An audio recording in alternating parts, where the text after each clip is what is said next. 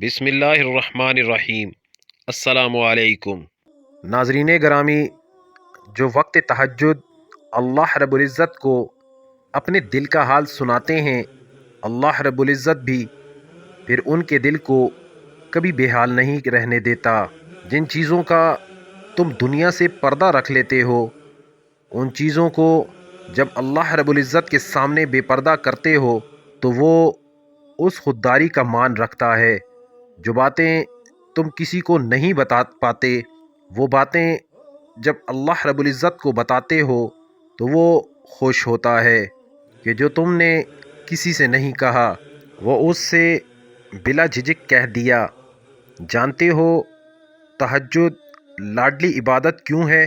کیونکہ فرض نمازوں میں اللہ رب العزت تمہیں پکارتا ہے، اپنے پاس بلاتا ہے، پھر تم اس کی جانب جاتے ہو، لیکن تہجد میں تمہارے دل کی تڑپ تمہیں اس تک جانے پر مجبور کر دیتی ہے۔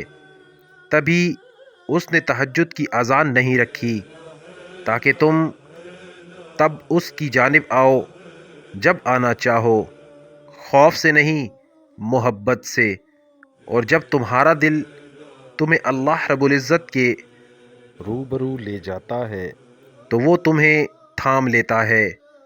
ہزاروں سوئے ہوئے لوگوں میں جب اس کا ایک بندہ تکلیف کے مارے جاگ رہا ہو تو وہ کیسے اسے ایک بندے کو تڑپتا ہوا چھوڑ سکتا ہے جو اپنی نیند قربان کر کے اس رب کعبہ سے کچھ طلب کرنے آئے، تو اللہ رب العزت کیسے پھر اسے خالی ہاتھ جانے دے سکتا ہے؟ لاڈلی عبادت تک تو وہ اپنے لاڈلے بندے کو ہی لاتا ہے، اور جب لاڈلا کسی چیز کی فرمائش کرتا ہے تو وہ فرمائش ہر حال میں پوری ہو کر رہتی ہے۔ جو ہاتھ تہجد میں دعا کے لیے اٹھائے جاتے ہیں وہ کبھی ٹھکرائے نہیں جاتے۔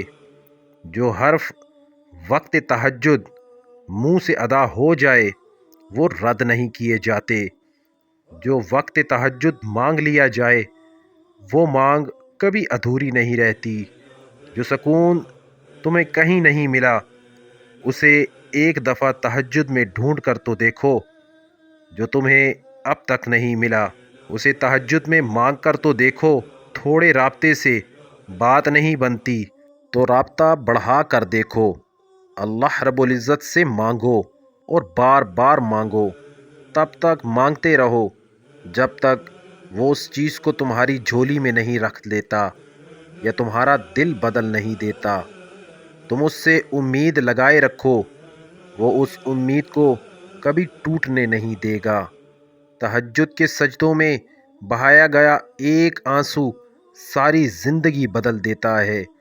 سچے دل سے مانگی گئی بس ایک دعا نصیب پلٹ دیتی ہے۔ اللہ پاک ہم سب کو تہجد پڑھنے کی توفیق عطا فرمائے۔ آمین ثم آمین۔